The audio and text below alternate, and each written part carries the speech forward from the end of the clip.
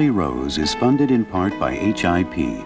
Keeping your heart healthy is just one of the services provided by our comprehensive health care system. Health Insurance Plan of Greater New York, HIP. Major funding for Charlie Rose is provided by DuPont, originator of products and ideas that make a difference in everyday life. DuPont, better things for better living. And by the Corporation for Public Broadcasting, and the annual financial support of viewers like you. Charlie Rose is also made possible by these funders.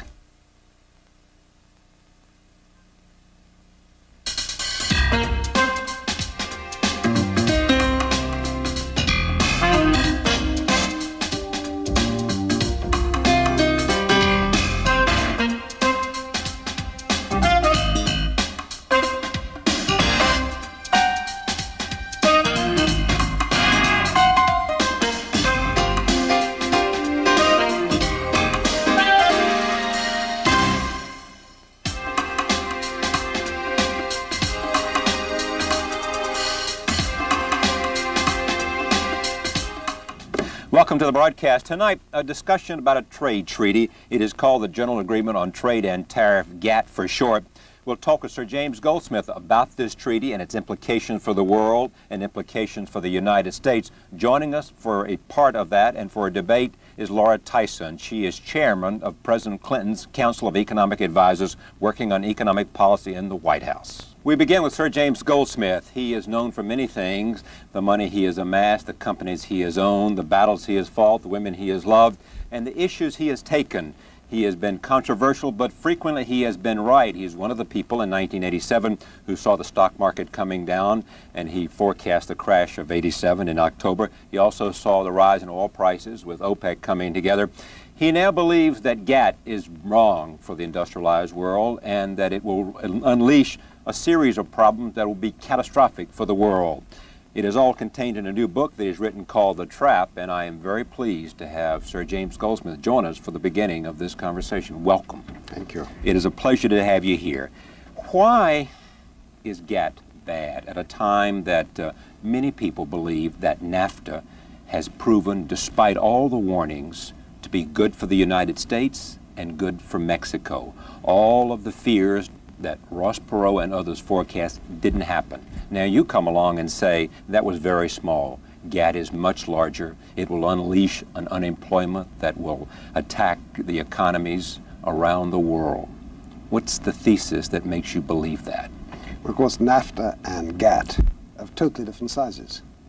NAFTA was a free trade area with Mexico and Canada, where it wasn't just economic. It was regional problems. You've got all sorts of neighborly problems that you have to solve between the three nations. But it's nothing. It's like Portugal and Greece was for us in Europe. What we're talking about in the sentence for GATT, we're talking about a free trade area with China, with India, with Vietnam, with Indonesia, with 4 billion people. You see, when GATT, this last round, this is the 8th round of GATT, started 8 or 9 years ago, the negotiations, the Uruguay round. When it started, the world was a completely different place.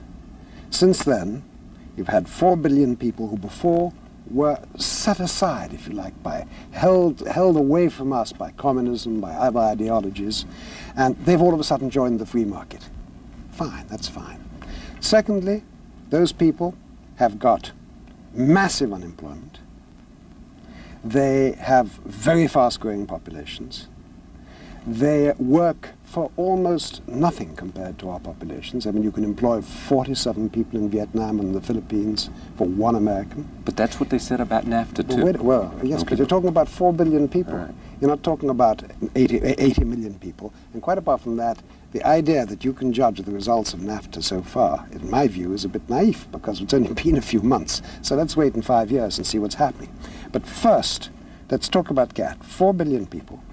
You can employ them.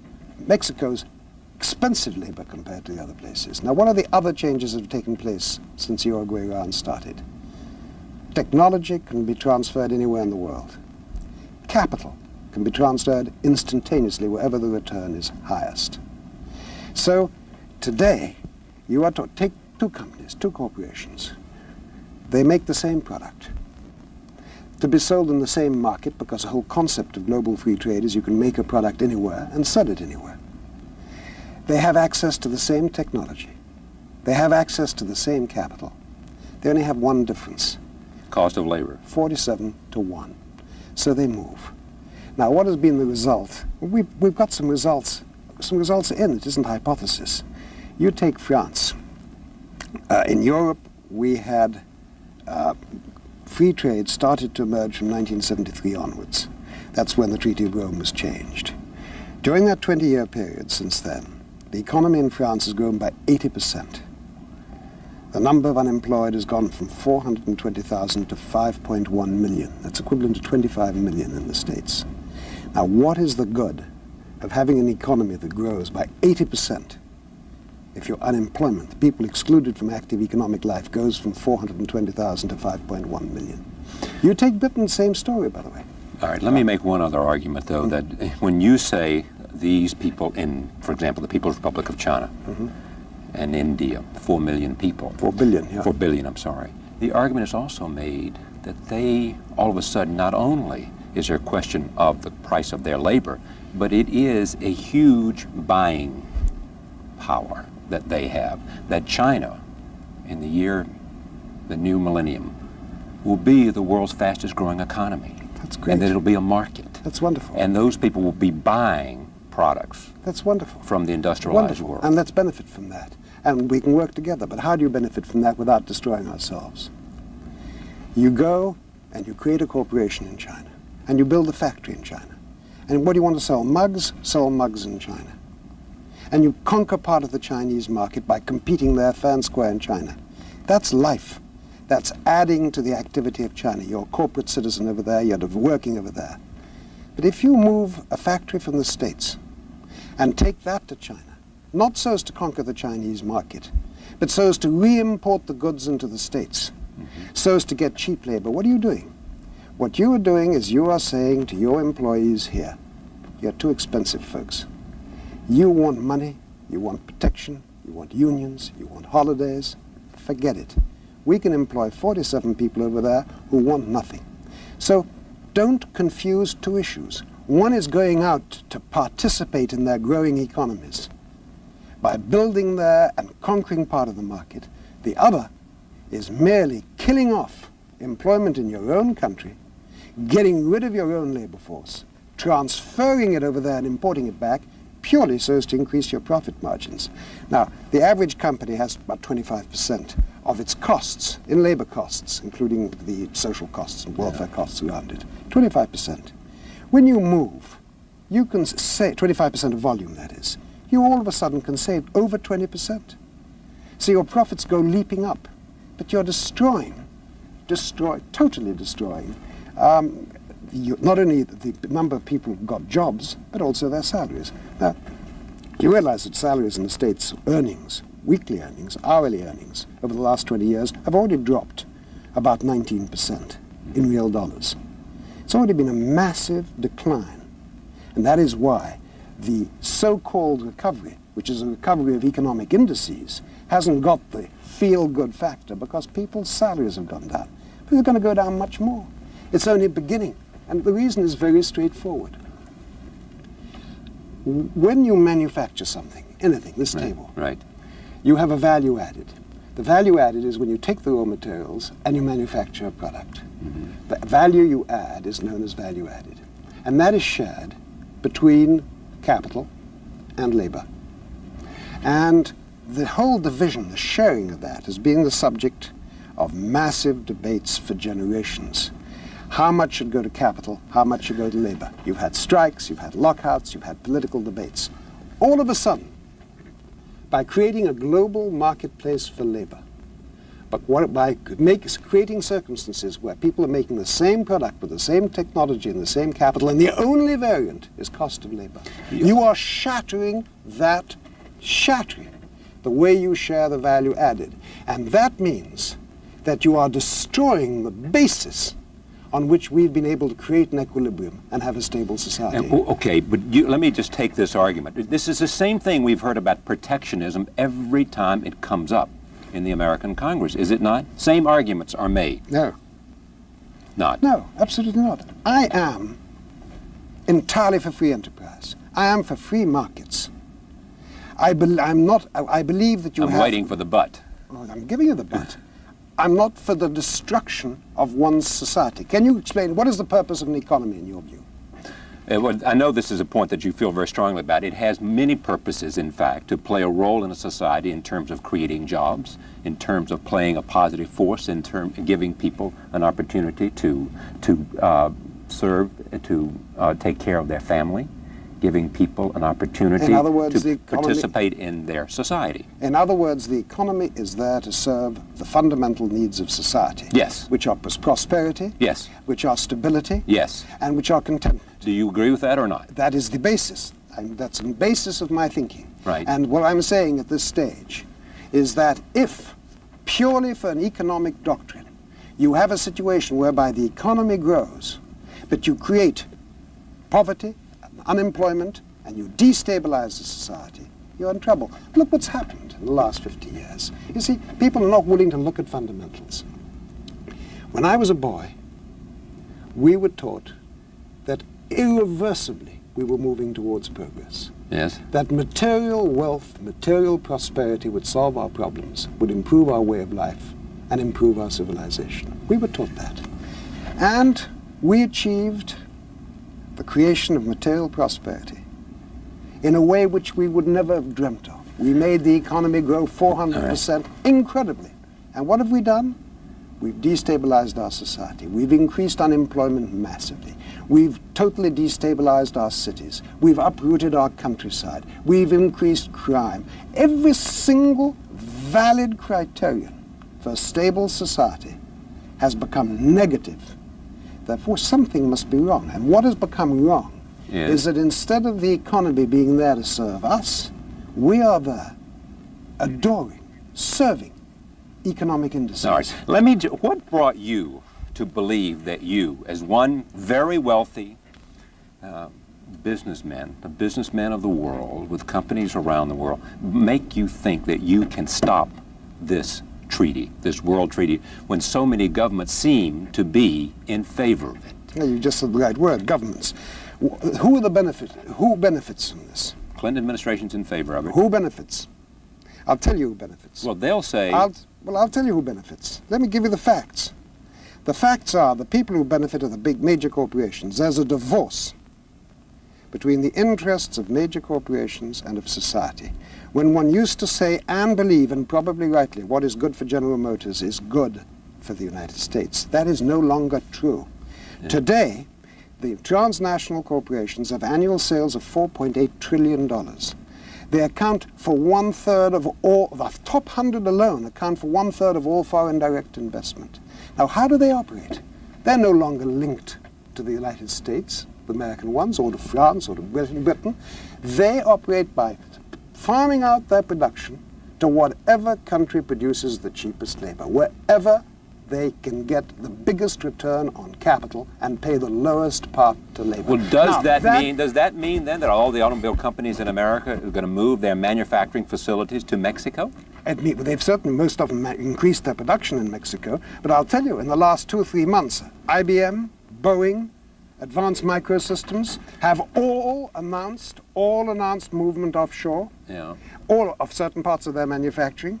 And therefore, this is not just textile workers. It's not just furniture workers. It's not just people... Where protectionism and tariffs have been most prevalent in the American economy. Possibly. But what I'm saying is this attacks skilled labor as well as traditional labor. Well, that's one of the arguments made. I want to move to tactics, but one of the arguments made is that you are talking about essentially unskilled labor. I'm not. And that the labor force of the future has to do with technology, and it has to do with the service industry, and that these 4 billion people you're talking about are not prepared to do those jobs which will fuel a modern economy around the world. The facts are just demonstrate the opposite. All right, well, let me interrupt you. Let me interrupt you. I've got to answer you. All right, because I want to get to tactics. It is just the facts of the opposite. Firstly, it started with the textiles and the shoes and all the rest of it. Right. And those industries were decimated. And we lost millions of employments. and people employed. Secondly, it was followed by the high-tech industries. And as I say, in the last few months you've had those. Thirdly, the service industries. Yeah. The service industries, these are facts. The service industries are also moving offshore. There are satellites up there. If you take Swiss Air has moved part of its back office into Bombay. Why? Because they can communicate through the satellite and reduce their costs by 95%. All right, joining me, I want you to do this because you have made this argument before and you testified before Senator Pollin's committee, the Commerce Committee of the Senate. Joining me now is the chairman of the President's Council on Economic Advisors. Laura Tyson, you have heard this argument made by Sir James Goldsmith. He is a man who's been frequently right in his understanding of the economy and how business works, and he has a frontline, hands-on experience. Where is he wrong in your judgment and the judgment of the Clinton administration? Well, I think that the evidence speaks for itself. We have an economy right now which is rapidly growing, which has generated 5 million jobs. There are many high-wage, high-quality jobs that have been generated. This is an economy which is depending in part on exports. We know that $1 billion of exports translates into about 17,000 American jobs. We know that those jobs pay higher than average wages in America.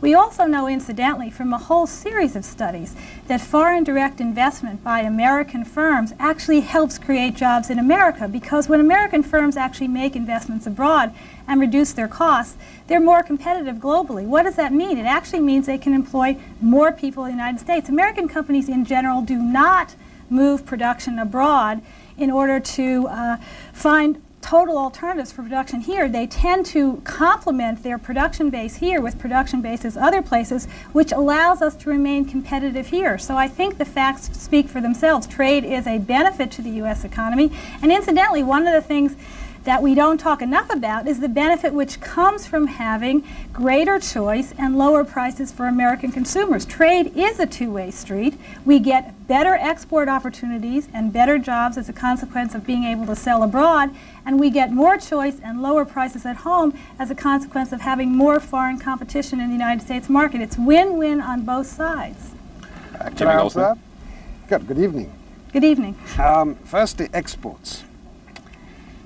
The facts are in there again. You've got the second worst year in American history in balance of trade. $150 billion you're aiming at at trade deficit. So you're importing infinitely more than you're exporting. And if that is, I can't remember how many jobs you said it was per $1 billion, that's a hell of a lot of lost jobs. Secondly, the new jobs being created are largely part-time and very much in lower salaries before you even had the competition of NAFTA. And before you, of course, long before the Uruguay round, which I hope will never come about, you've already had a very substantial increase in hourly and weekly earnings.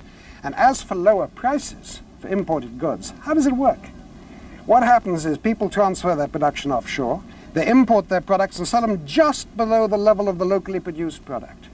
And that way, they manage to really put the local company out of business. That's what's been happening throughout Europe. Well, the problem with that argument is that there are just a number of problems with that argument. The facts are just not right. First of all, just on the basis of the question of what jobs are being created in the United States right now, it is the case, if you just look in the 10 months of this year, exactly the 10 months when you're saying our trade imbalance did worsen, and it did worsen. In those 10 months, this economy created more high-quality jobs, that is above average earnings jobs, than in the previous 5 years combined. There is no simple relationship between a trade imbalance and the quality or number of American jobs. American jobs have increased by more than 5 million since January of 1993, and the quality of those jobs has improved. That's the first point. The second point is that while we have had some foreign investment going abroad, a lot of that foreign investment has gone abroad precisely because of trade barriers abroad, which have made it impossible for American producers to produce here and sell in growing foreign markets. What's so wonderful about the Uruguay round and what was so wonderful about NAFTA is that barriers to U.S. products being produced here and sold abroad are being brought down. So now American producers don't face that choice. You are arguing that if, in fact, they break down the barriers to U.S. products, then American companies no longer have an incentive to go and produce those products within that country in order to sell to that market? Exactly, because if you look at the motivations for foreign investment, why do American firms choose to produce abroad? the answer most frequently cited is they choose to produce abroad not to lower their costs by going to cheaper wage locations, which is what is being suggested here. No, they mostly go abroad in order to sell into foreign markets. And when you say, well, why are you producing abroad? Why not produce in the United States and export to the foreign market? They will say the foreign market is shut off. The tariffs are too high. The regulations are too high. We get no intellectual property protection abroad. Okay. The Uruguay round will open up those markets, and American producers can stay here, hire American workers, and sell all around the world. Right, well, this is just totally contradictory to the facts. I mean, let me give you just two recent quotes in the last few days. A man called Audrey Freeman, who's an economist on the board of Manpower. What did he say this week? They're the largest supplier of temporary workers in the States, as you know. I'm quoting. He said, wage costs actually declined last year. What did David Resler of Nomura Securities say? Only 1/3 of new jobs have gone to adult men. But what is more important? Well, is the fact... Sorry. But those facts, such as they are, and they are partial facts, bear no relationship to the trade issue. I want to say, first of all, the reason wage costs have not gone up is because productivity has gone up sufficiently to allow wages to increase without causing costs to go up. You can afford to pay a worker more if they're more productive, and American workers have become increasingly productive, so we can afford to pay them more and still be competitive. Let me refer you to an interview with a man, a fellow at IBM, who was in charge of moving certain parts of the production offshore. He said, we're closing down certain production. It was in the Wall Street Journal, I can't remember what day, I'm sure you can find it. And we're moving offshore, but we're not going to employ the people ourselves. We're going to take an Asiatic partner, because that way it's easier for us to get rid of the Asiatic workers, so keep going to the lowest possible salary level so we can keep our mobility and move out. The idea that corporations are moving out of the United States for other reasons, I'm talking about the bulk, than the cheap labor is purely naive. Well, actually, the surveys of all business motivations on this point out exactly the opposite. Most American foreign direct investment has been to the developed countries. It has been to high-wage locations in Europe and relatively high locations in East Asia, that is relatively high to the rest of East Asia. And when you say, why do you go to these high-wage locations to produce, they will say, because in order for me to sell computers, cars, semiconductors, whatever, services, financial services in Europe, I have to be in Europe. Now, the great thing about trade liberalization is it reduces the incentive for domestic firms to have to go abroad. The point is that the world is a global world. And in the absence of trade liberalization, the phenomenon that you are talking about, namely firms going abroad, is with us. It's already with us. In fact, trade liberalization can actually change the incentives, making it more attractive to stay in the United States because you can sell abroad. Let me just ask you a straight, common sense question. Just pretend you're running a business. Here's the camera over here. Just pretend you're running a business. Okay. And forget all the theory. Forget all that theory, stuff. Let me just put it to you in a straightforward business way. Okay. You're going to manufacture a product, and about 25% of your wages, of your volume, is going to go in the payment of wages. And you can have the same technology and the same capital by putting up the factory in an area where you're going to save 20 out of that 25%. So say you're doing a $500 million volume business. You're chief executive of a business with $500 million of volume.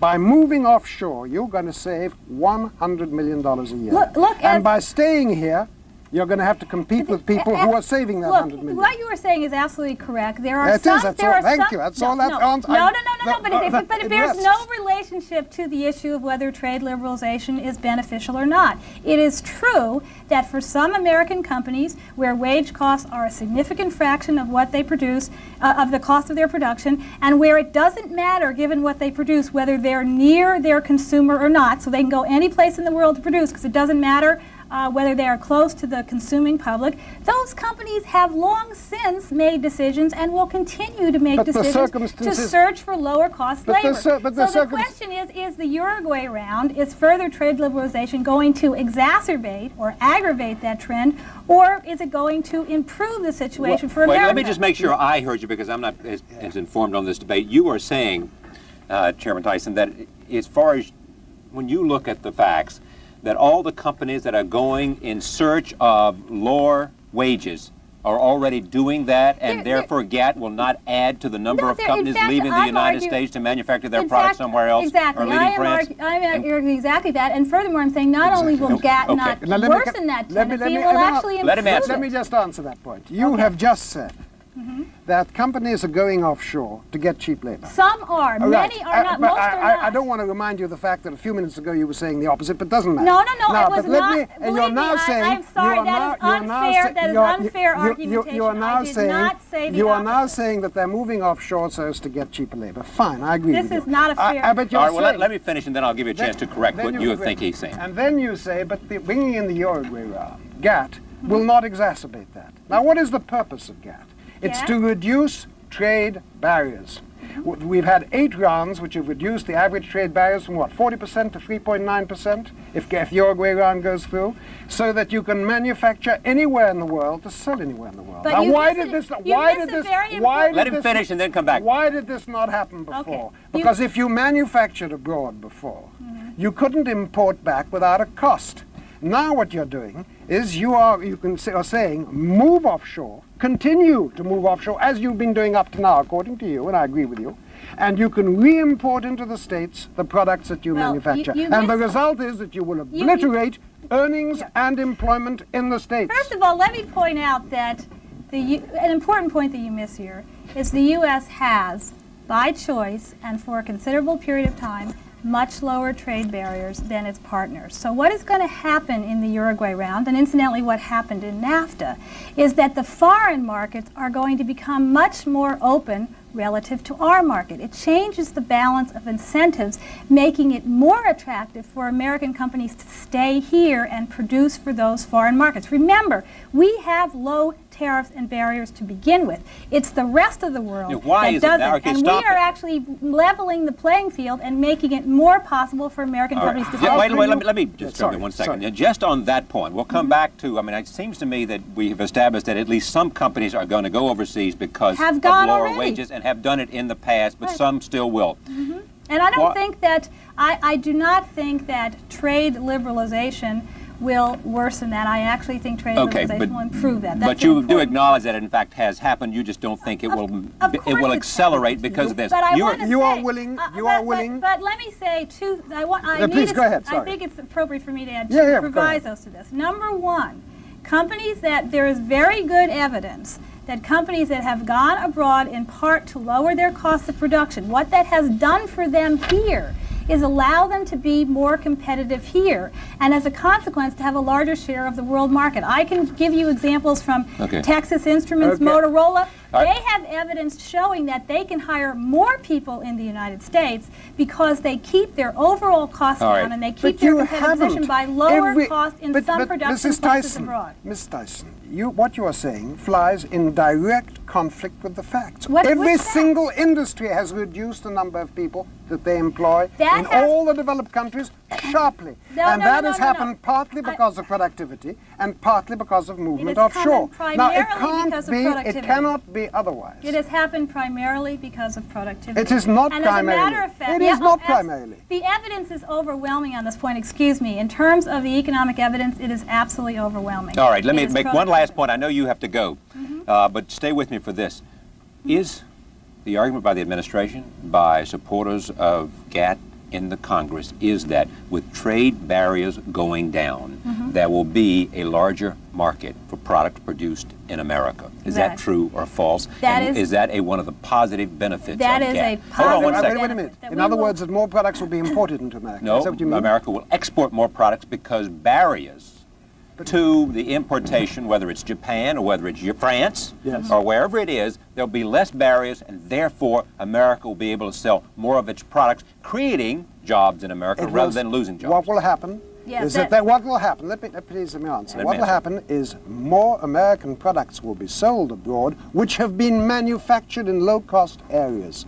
And therefore they will carry a U.S. name, they will have a U.S. manufacturing company, the corporations that make them will make great profits, but the workforces will be eliminated. And this is what has happened throughout the world. If you, Ms. Tyson, if you were willing to look at the facts in those countries that have followed that policy. Look at the facts in our country. country. We have followed a policy of lowering barriers more aggressively, unilaterally over the past 50 years. And what have you had? You had a I'll 19.4% reduction in real earnings. No. You have $150 billion. What we have now is we have an economy which has generated over 5 million jobs. We have earnings on the upswing at this point. The problems of earnings in the last few years have been the result of a cyclical decline in the U.S. economy, a recession coming from ill-advised fiscal policies, irresponsible government behavior in the 1980s. That's over 20 years, is it?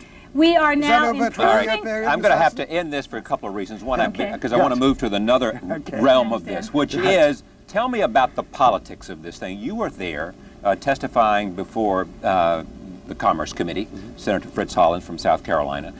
What's the politics of it, Chairman Tyson? Do you think that, in fact, Chairperson Tyson, do you think, in fact, that GATT will pass in the Congress and that you will be able to enlist the support? Yes, Gingrich is in favor of it, although others who are in favor of it have some reservations about the World Trade Organization. I do believe it will pass, and I believe it will pass because both the economic and the political logic are overwhelming. Let me just add a point on the economic side, which I think we haven't really touched upon. There are a whole host of studies, and there was just one that was released at the end of last week. The one released at the end of last week was not done for the United States. It was done for the world economy. But it pointed out that the gains to the United States are about $150 billion a year, which translates to about $1,700 per American family. Can I comment on that? No, let me give you the economic argument and the political argument. So the economic argument is that this is overwhelmingly beneficial for the United States, and in a process of 10 years of phase-in, by the 10th year, we get those kinds of benefits. There's almost nothing we can think of to do right now as a society which guarantees those kinds of benefits. Okay, now let me just comment. Let me just comment on that figure. Allow me to comment. Please. I'm sorry, I don't want to interrupt, but I must comment on this. Okay. The reality of the figure was that about a year ago, GATT, the GATT organization, the OECD, and by the way, a bit later, the World Trade Organization, the World Bank, produced a forecast of what would happen if the Uruguay round were fully implemented. And they came up with this extraordinarily precise figure of a $213 billion increase for world trade. And you then looked at the report and read it, and you found that that was in 10 years, if it was applied, that the head of the OECD, Mr. Pei, said, highly theoretical report, and that that's his quote, and that the $213 billion, when you calculated it, was 0.7% of the prospective world GNP in 10 years' time. So we were talking about a 0.7%. It was still positive, wasn't it? It wasn't negative. As you would suggest, it's negative. It's positive. Wait a minute. Let me please answer your point. Even if we use this small number, it's positive. Let me answer your point, please. And then at that 0.7%, perhaps in 10 years, was what was forecast. Then, as the pressure has come on, and there's been opposition to GATT, like a lot of hysterical chicken, they've been increasing that forecast. And all of a sudden, it's 500 billion. Last week, one paper yesterday said that was cannily well timed. They doubled. They found 287 billion, took out of the hat. On top of that, what did we hear? That if it was postponed, the single most important piece of economic legislation in modern times, if it was postponed a few months, we were told it was going to cost 100 billion to the US for a few months. Now it was 213 billion for the whole world in 10 years, perhaps. And all of a sudden it became 500 billion, 100 billion for the US alone. This is hysteria. I have to terminate this now and move on to some other subjects while I've got James Goldsmith here and talk about the book. I thank you, Laura Tyson. It's good to see you on the broadcast again. It's been an interesting conversation and a pleasure. Thank you very much. We always love having you here, and please come back. Let me come back to the book and Jimmy Goldsmith and talk a little bit about what you were saying here, because this sounds like some of the things we've been hearing in the political debate that just took place in America, in which we had an extraordinary gain by Republicans in the Senate and in the House. Here's what you say just on the flyleaf. Just on the cover. Despite an expanding economy, violence increases, the number of those living in poverty grows, and urban slums spread in cities throughout the world. There is a growing realization that something fundamentally has gone wrong, and a pervasive feeling that those in power do not know what should be done. So there's this question: what is fundamentally wrong? You see, because obviously Europe and America are extremely similar. Very similar problems: development of slums, breakdown of families, drugs, crime. All those problems which we all know are the fundament of a problem, but they're symptoms of something. They didn't come about on their own. They're symptoms of a basic disease. You take GATT, you'd think that everybody in the third world would say, this is phenomenal. We're going to be able to become the manufacturing base for the first world. We're going to be able to suck in their jobs, export products to them, and we're going to benefit. But in fact, 1 million people went out in India to campaign, to protest against GATT in the streets, led by a remarkable woman called Mrs. Shiva, Professor Shiva, remarkable woman, Sandana Shiva. Now, they look around and they see the West and they see the mess we've made with economic growth. They see that we've, as I said before, uprooted the countryside, bloated the towns, destabilized the towns, and created terrible, terrible chaos for ourselves. And they want to avoid it. And they say that GATT, the purpose of which is to create what is known today as efficient agriculture and to impose it worldwide. Now let me just give you one aspect of GATT on the third world. The idea of GATT is that the efficiency of agriculture throughout the world should reach the most efficient. That sounds logical, to produce the most amount of food for the least cost. But what does that really mean? An economist will say that's obvious, the most amount of food for the least cost. But what is cost?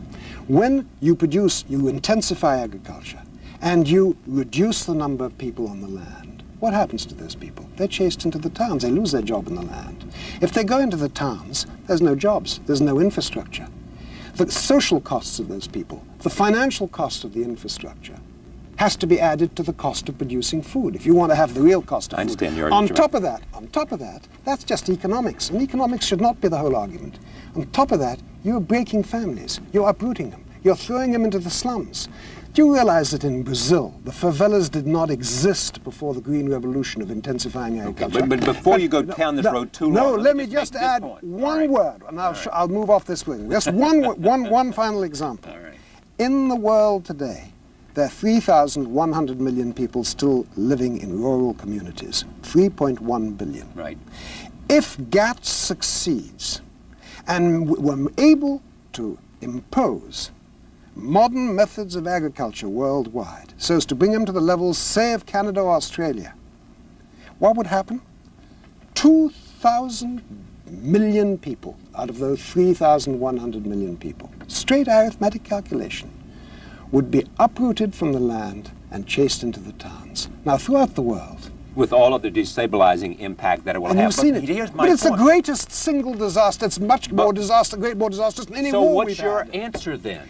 We have to change priorities. The purpose, let's take agriculture. Instead of just trying to produce the maximum amount for the cheapest direct cost, Yes. let us try and take into account the other costs. Our purpose should not be just one-dimensional cost of producing food.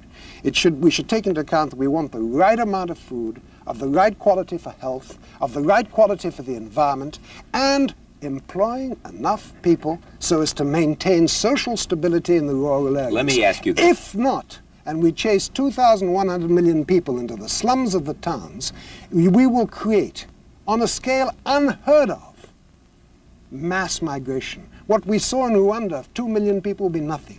So as to satisfy an economic doctrine, a piece of economic thinking which, by the way, started in 1819 and was based on totally different ideas, which was Mr. Ricardo's ideas, we would be creating 2 billion refugees. We would be creating mass waves of migration which none of us could control. We would be destroying the towns which are already largely destroyed. Look at Rio, look at Mexico, look at our own towns. And we're doing this for economic dogma, because we've got to get it done by the end of December. We can't wait another year or two to see the result. Otherwise, some political gimmick like fast track will go out of the way. What is this nonsense? Everything is based in our modern society on improving an economic index. How do we get greater economic growth? How do we grow GNP? And the result is we are destroying the stability of our societies because we are worshipping the wrong God, economic index. And the God we should worship is? Is that the economy, like everything else, is a tool which should be submitted, should be subject to the true and fundamental requirements of society. Which we suggested earlier in terms of serving the people. That's right. And by the way, in religion, it's known, it can be known, it's been, in the great battle. What? Look, a lot of people will look at you and they'll say, this is a man who is said to be worth some $5 billion. That's okay, not true. I don't know. That's true. Yeah. But I mean, I don't know. You know? But you've got a lot of money. And you've had a very successful life. That is true. And you took on this battle. Do you believe you'll be successful? Can you, one man, in your judgment, stop GATT? Well, let me tell you what's happened so far. Because I got to move to some profile I know. stuff. Let me tell you what's happened so far. 18 months ago, nobody in France, I'm half French, half English, nobody in France knew what GATT was. It was not a subject that was being discussed, like in the United States. It was too big. Right. People could understand NAFTA, they can't understand GATT. Well, and they also thought it was too boring. Right. Well, perhaps, but it's the single most important thing that's come across. That's why we're doing this program. That's right. Now, in France, I started a program of attacking it in the media, in the newspapers I wrote. Then I wrote a book, which is this book. Somebody came in from Figaro and heard you give a lecture and therefore said, let's do a Q&A, and this is what this book is about. That is correct. All right. And then, when they try, because you've got to understand what is happening. This is the establishment against the rest of society. What is happening in France today, for instance, 30% of the population is for GATT, 70% against it. But who are the 70%? They're the ordinary people. Who are the 30%? They're basically big business whose dream, and I've been in big business, and I'm for business, as long as it doesn't devour society, as long as it doesn't totally destroy things. So I'm for profits, for free markets, and I'm a capitalist, and I'm perfectly proud of having been successful. But let me make it clear that we have a conflict of interest, and what is happening is that big business loves the idea of total access to unlimited giveaway labor, which is what it's going to have. And therefore, in a community like France, where we have succeeded in getting the issue out, in getting it discussed and understood, 70% are now against it. But when you strip away everything, what you were saying, I mean, and I've read this book, what you were saying is that you're going to see, if GATT passes, you're going to see labor. Jobs will be lost in the industrialized world because of the fact that companies, in the search of the cheapest labor, will move their manufacturing operations. And you know who's going to make money over there? You know who's going to make money over there? Who's going to make money over there? I'll tell you who's going to make money over there. In every developing nation, you have the same pattern. You have a handful of people who control everything. The oligarchy that controls an undeveloped country. Everywhere, right, I got to move everyone. on. You got to let me move on. Well, what you've got, let me just make it clear. The people who are going to lose here in the developed countries are not people like me or you. They're going to be the people who lose their jobs out there. It is the poor in the rich countries who are going to be subsidizing the rich in the poor countries. It is the most extraordinary... You will grant me that there are a lot of people, Laura Tyson is one, and the President of the United States is other, and Newt Gingrich, the new Speaker of the House in the United States Congress, and a number of businessmen disagree with you. Reasonable people are disagreeing over the impact of this treaty. So this question for you. If, in fact, the European Parliament, of which you are a member, adopts GATT, are you going to resign from that Parliament? It's a good question. The point is, I know it's good. We're going to vote on the 14th. And my part, the reason why I'm in politics is to fight against this. GATT is the principal reason why I started a political party, why we stood for elections and put a whole slate in June, why we had a success, by the way, because the people were in favor of it, not the elites, and we're in the parliament to fight it. Now, what is going to happen? It'll pass in Europe if it passes in America, because the European Parliament is a false, a pseudo-democratic institution. It's no more than democratic disguise for the Commission. The idea that it's a democracy is absurd. It's already fixed by the two main parties who determine it, and that is the Christian Democrats and the Socialists. So it's going to pass whatever we do. The only thing that we can fight for is the right for people to carry out, to hold a referendum, which is an old European tradition. and that is that it be placed before the people who are given a right to vote on the single most important economic change in their lifetimes. And we will do everything, including demonstrations in the streets and bringing the people into the streets, not to adopt our plan, not to reject GATT, because that would be people imposing through the streets some political action, but to have the right to vote. What we will insist upon is the right for the people to vote on the single most important economic act that has affected their careers and their children's careers and thereafter. And it is unbelievable that here in the United States, this great country, the leader of the world, because what you decide here will determine the others, that there's been practically no debate when you had this huge debate on NAFTA, which was a pimple. It is going through because politicians think, well, why not give a good deal to Clinton on this? It's an easy one. There's no debate about it. Business likes it. Business, no doubt, will subsidize things. Business adores it. That's why it's going through. It is a fix, as it is in Europe. It's a business political fix. Well, it's not that simple, in fact, because there are a number of people who, not just because business is in favor of, there are a lot of people here, of both Democrats and Republicans, it's nonpartisan. who I believe in the concept also of free trade. Now, they may have a different judgment about the consequences of free trade, but in the principle of free trade, they agree. Look, that is true. Of course, they're sincere people. Okay. And of that there's absolutely no doubt. It's not that they're tools of business and all that. Oh, but there's a lot. All I can tell you is, and let me speak from Europe, all right. European thing. I don't know America well enough to be able to talk about it, but in the political scene. But in Europe, the position is extremely clear. Business and politics, the ruling machinery of government and economic power in Europe are imposing this without a vote and trying to stifle the debate. Now, maybe it's not the case here.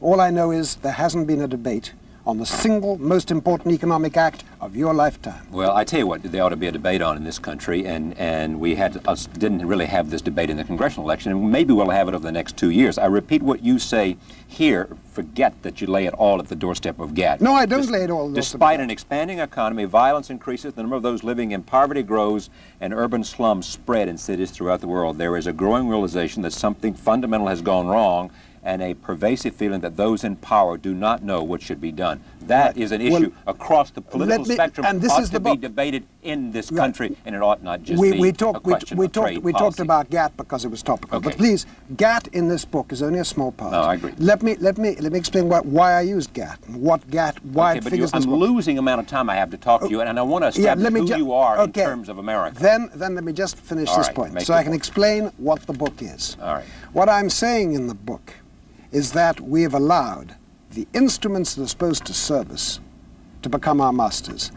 And what I've done is, I've taken certain examples. GATT is an example whereby an economic doctrine is going to destabilize our society.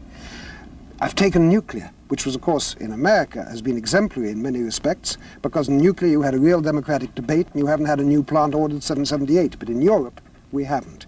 We haven't been allowed to discuss this disastrous form of energy, both in terms of economic terms and in terms of security and safety.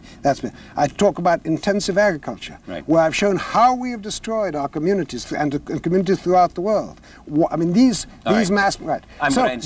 are no more than examples of how we are destroying ourselves. And read the book, The Trap, and it's interesting because it's a series of question and answer, and you can see how your mind worked and your experience. Your father was from Germany, Frankfurt, but your grandfather? Yes, my family, the origins of Frankfurt. Hitler, they went before the First World War, right? Yeah, it was 19th century. Yeah. My father was born in 1878. You were not a great student.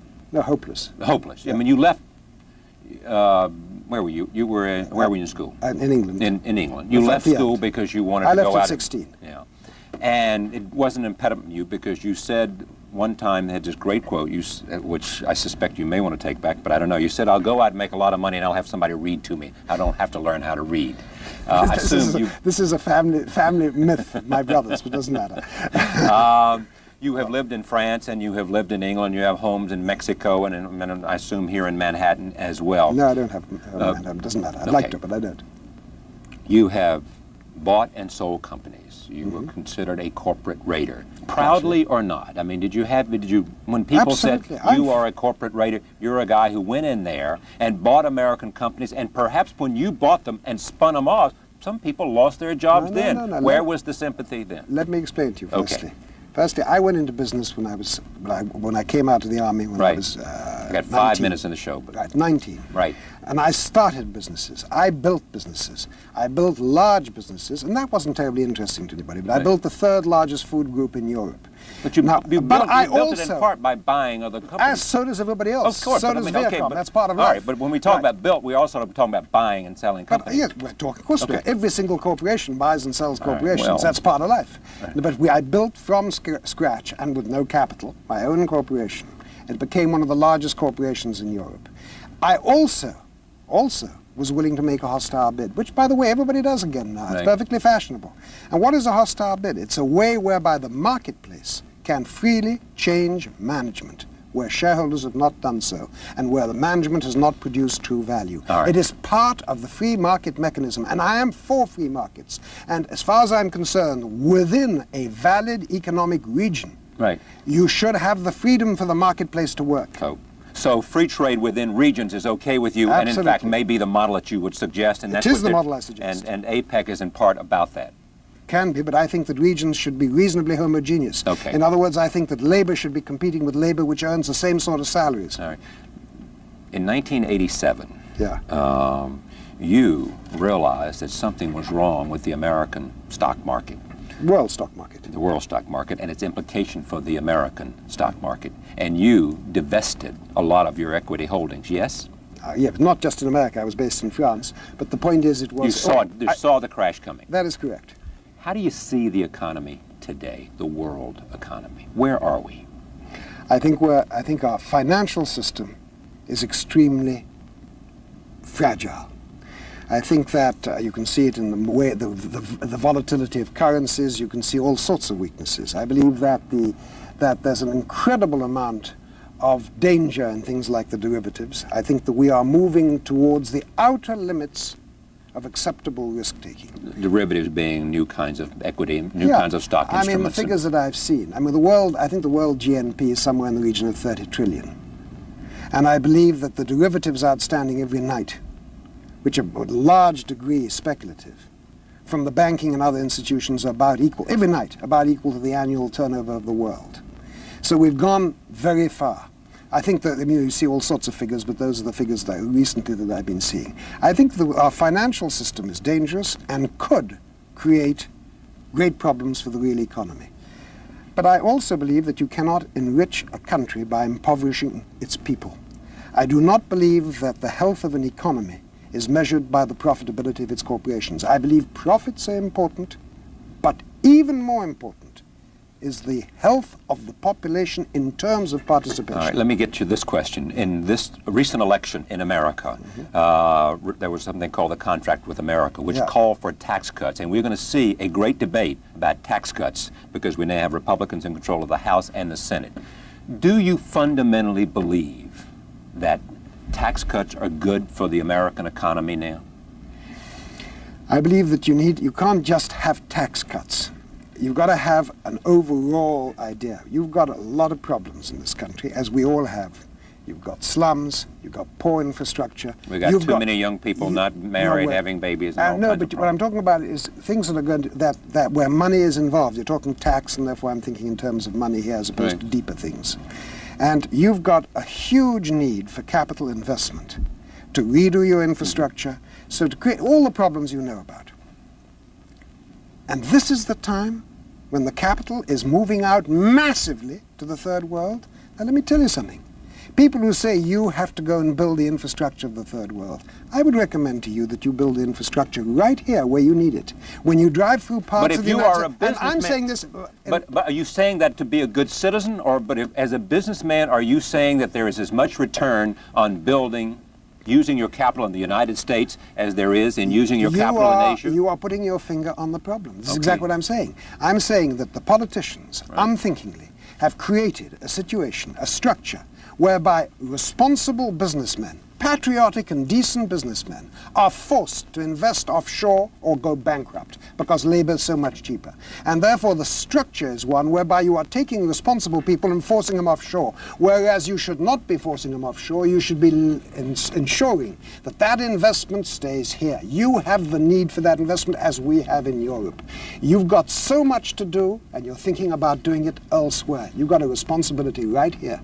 You're supposed to be an example to the world. Your infrastructure is not an example. We're also the leader of the world, too. You are, yes. Okay, and there comes responsibilities to be an serving example. that role. To be an example, rather than to impose your views.